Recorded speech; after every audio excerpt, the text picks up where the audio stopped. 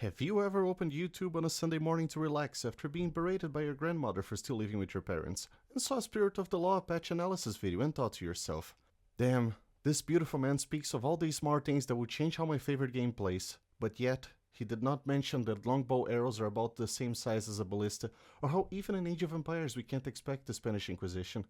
Well, fear not, because I bring you the Ultimate Casual Player's Deep Dive Analysis on Age of Empires 2, Definitive Edition's April's patch, The Game's Renaissance? Question mark. Question mark? However, these patch notes are very long, so we'll probably gloss over some minor details, like which civilization had 5 gold cost reduction on unique tech, or shit like this that only really interests those who... nerds.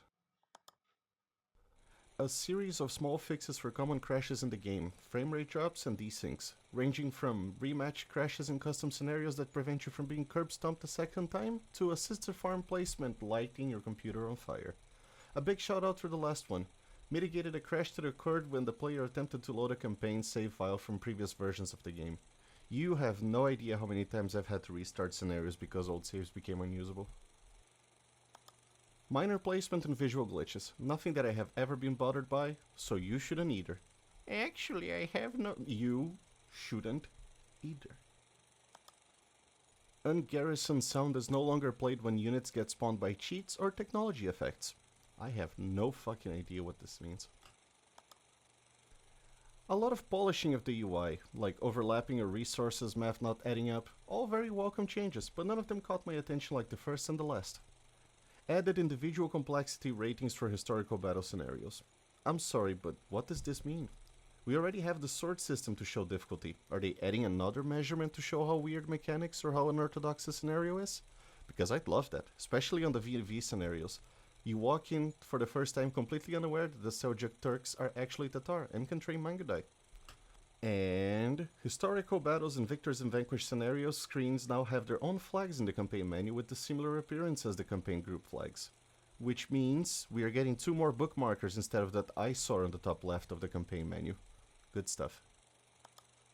Some crap for Return of Rome and the 4 players that still play it occasionally, and something very nice from the developers.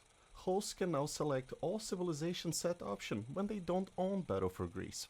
So when you host a game for you and your friends, you can watch them play as Spartans, instead of having to make them host so they can rub it in your face that they have the DLC, and you don't. Let's be honest, if you're a casual and you're watching this, do you really give a shit about hotkeys? I know I don't. Haha, Xbox. Jesus waterboarding Christ, they're adding unique castles for every single civilization. Ever since the first DLC that introduced unique castle models, people have been bitching, begging, bargaining for every civilization to have their own castle model. And it reached a point that, at least in the AOA2 subreddit, the general consensus was that if they decided to offer this in a DLC, the reception would be positive, and they would make money with it. So they went and gave it for free. Well played, World's Edge. You have my full support for the future. Anyways, look at how sick this is. They also challenge us to guess which castles are which here in this picture. The first one is Tibetans. Now, I'm still 110% sure that Microsoft won't add Tibetans to the game to avoid getting the glorious PCC mad, but this looks super Tibetan. We have a Tibetan Buddhist temple close to where I'm from and it has exactly the same style. So I'm guessing this will either be Tibet if they're feeling saucy, or whoever replaces them in the roster. The second one is India. I don't know, an Indian civilization. I can't tell you which ones are which. The third one is Korea. It's for sure an Eastern Asian civilization, and because it's facing east and the towers in the front look like water towers, I sense they drew it like this to reference the Japanese invasion of Korea in the late 16th century. Or it's Mongolia, who knows. Fourth one is Africa. I don't know, an African civilization. I can't tell you which ones are which. The fifth one is Vikings, 100% Vikings, and I know that for 2 reasons. First, it actually looks a lot like a few of the Danish castles I've been to. And second and most important, on the top left of it you can see a little wooden extension that looks very similar to a stave church, or any starter building in Valheim. Sixth one is Korea. Actually, this one looks more Korean than the other. I'm voting for the other one to be Mongolia or one of the new civs. Seventh one is Byzantines. It looks fake Roman. Eighth one is Portugal. White bricks and resembles the Torre de Belém. Unmistakable. Ninth is Saracens. It resembles a lot of Saladin's Citadel in Cairo, but if it's not them I think it'll be Turks. I'm so hyped to see the other 16 castles they haven't shown here, but it raises one question. Who will keep the old ones? The original models? I think the Britons should keep the Eastern European, Japan for Eastern Asian, Italian for Mediterranean, Persians for Middle Eastern, Aztec for Mesoamerican, Lithuanians for Eastern Europe, because it already looks like the Vilnius castle, and Tatars for the blue bubble one. You know, the one with the little bubble on the top. Cumans were too nomadic to be building stuff like that, and the castle looks like the monument in Tashkent, in Uzbekistan.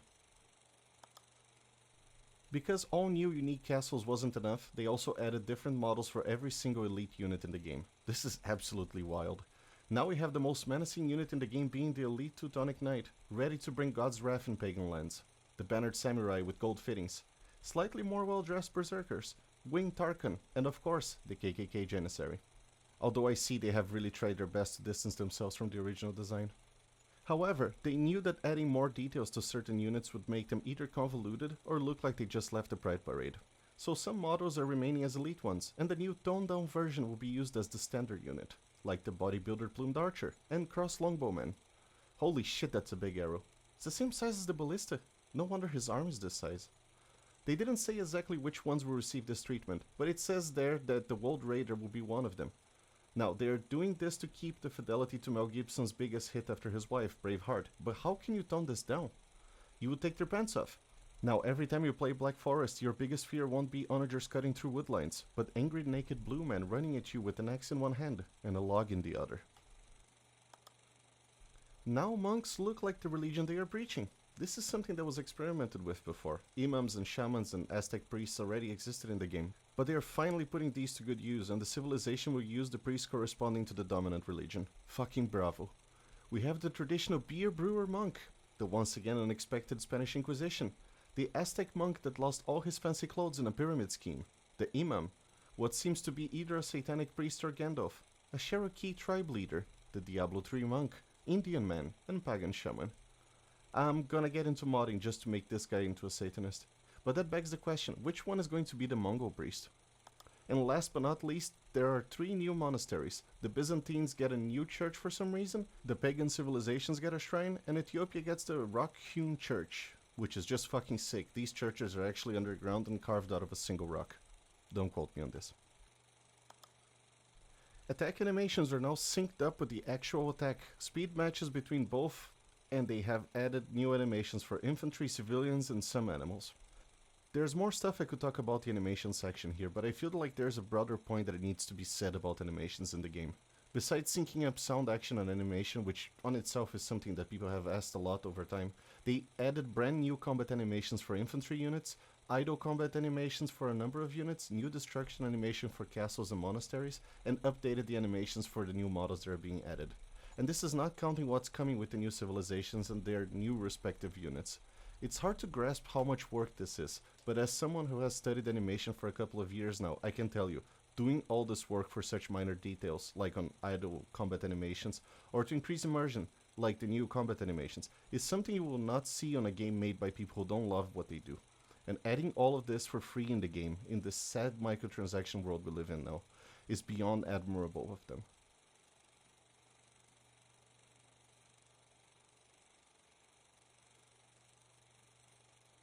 Maybe I'm just brown-nosing a company for no reason, I'm not even in their inner circle, but if it takes me around 20 to 30 hours to fully animate a 15-second scene, I can only imagine how long it takes to animate each of the new animations, in 60 frames per second and in 16 poses possible.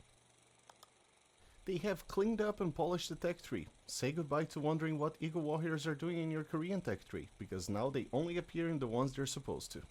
Also, regional units like the Traction Trebuchet are now displayed as blue. Wait, Traction Trebuchet? Must be one of the new units. Regional buildings like the Caravanserai are now red, and unique buildings such as the Pasture are darker red? Wait, Pasture? Here's a preview of how it will look. Maybe you can spot more differences than I can. I rarely use the tech tree. Although I do notice that there's a Fire Lancer and Elite Fire Lancer in the barracks, so I'm guessing it's the military branch of one of the new Civ tech tree? Hold up. Wait a minute. Is that heavy cavalry archers in the Castle Age? Really nothing special. I read the description enough times to explain to you, and it goes as follows. Imagine someone writes an angry letter to you, explaining how much of a piece of shit you are for cutting them in traffic. And the next week you get another one, saying you're... They are both the same, but it can be confusing if used in a better example than this one, like in-game descriptions for units and upgrades, so they decided to standardize. Also, they updated the tech tree preview to show the unit instead of the upgrade thumbnail, to make it easier to read. Also because who has time to learn every single one of them? Now it shows what they're good at in raw numbers. Elite Fire Archers, new unit, has 2 bonus attack against Spearmen, for example. And I really don't like this change, because now I have no excuse to dump a 60 pack of Paladins against Genoese crossbows without feeling like an idiot. Also, there's a new class of infantry called Shock Infantry, which includes Eagle Warriors, Huan Swordsmen, and Fire Lancers. Editors are now in the main menu, so you can save 4 seconds before entering the scenario editor to draw your dream medieval city for the awesome upcoming Hickory Hub's AoE 2 is a City Builder contest. In all of these awesome new changes to the new castles and monasteries, we will be hosting a city building contest to see who can create the nicest little quaint village in this game has ever seen. The best 5 will get their own short story based on location, civilization and assets, and the best of them will win a quotation marks insert prize here. So if you like making maps for the sake of it, and you're excited to test out the new available options, join our Discord and stay tuned for more information, because we don't know when this is coming out yet, so it's hard to put a deadline on the contest. There's also a code of conduct button on the game options menu now. A lot of very specific changes to game modes, hitbox sizes and others. Very big highlight to bridge and bridge pieces now appear as shallows on the minimap instead of player color / Gaia color. The change I didn't know I needed until I saw this. The bridges on the map always triggered me with their color, because you can't build or interact with them. Why on earth would they look like that? Also, pressing idle villager button while holding down shift now selects all idle villagers. I probably won't use this at all, but when I first read it, I thought it was a great addition to be able to do that. Instead of click and drag or double click and have to remove other villagers that weren't supposed to be selected. By the way, the hotkey for it will be shift plus dot shift period. Honestly, a lot of issues and bugs that I have never noticed myself, like blast damage kills from Logistic or Druzhina not counting properly in the statistics. Who the fuck notices this? Okay, so I should probably go in depth here because it's campaign related and that's pretty much all I play in the game. But it's a lot of small changes, so I'll go over the big ones. Victors and Vanquished Xian. They added a new scenario. God fucking damn it. I don't have the motivation and willpower to finish the scenarios and they add another one. Infiltrate enemy camps with spies, bribe enemy generals, fund a rebellion, and even misdirect the enemy army as you and your outnumbered forces save the Eastern Jin dynasty. Fuck, this sounds cool. I'm sold, let's CIA China. Karakitai is now a different civilization. I just hope they're still without honor. Jin and Tanguts are also getting new civilizations. Siege workshops past the Great Wall now swap to the player into China. I love this one. It felt like a waste having 2 workshops there for no reason. In Tamar the Builder, her thirsty nephew can't build in the Wander's foundations, which is a blessing because that happened to me and it was a mild inconvenience, and I won't stand by it. There's a lot of changes listed here, so I'll just go through them quickly because this is long already. Slam poetry style. Elite Step Lancer's upgrade is on sale, 300 food off. On the other hand, it takes longer to train Cavalry Archer, so you cough. Elephant Archer's cost changed a bit. Mangonels now deal -1 damage to monks, so now if they have Sanctity, they won't die in one hit. Transport ships by default now carry 20. Carrying and Dry Dock don't affect it anymore, so you can save a pretty penny. Trade unit speed has been increased, but the effects of Caravan has been decreased. Siege towers are now converted like rams, and researching ranged attack upgrades won't affect the amount of arrows villagers shoot from the buildings. I didn't know how to rhyme this. What the fuck rhymes with rams? It seems like they are aware of how poor infantry is at the moment and dedicated a whole point just for this. First, supplies. The tech that makes militia line cost 15 less food is gone and replaced by a permanent 10 food cost decrease. They also gave them a bit of speed boost and buff both two-handed swordsmen and champions. They are small changes, in my ignorant opinion, but I like it. There's a lot of them, so that makes it feel like more from my ape brain. I also won't go deep into detail on the civ changes because that's not the point of the video, so I'll just summarize what I took from each change stated here. Aztecs. Their unique unit is less focused on anti-infantry and more focused on absolute terror against everyone, dealing a max of 31 damage against infantry and 25 against everyone else. I fear them in the future. Bengalis, pass, don't know enough to comment. Bulgarians, +1 armor to the dismounted Konik, literally immortal. Burgundians, you can now buy Flemish militia in the barracks as a spearman class unit. Very cheap, and I'm excited to try this. They look cool, like they're going to chop my hand off if I don't collect enough rubber. Celts, small adjustments to the movement speed and attack of the Wold Raider and their Civ bonus. Chinese, fully reworked, lost camels, mangonels and cannon galleons, gained fire lancers, rocket carts, Lushwans and dragon ships.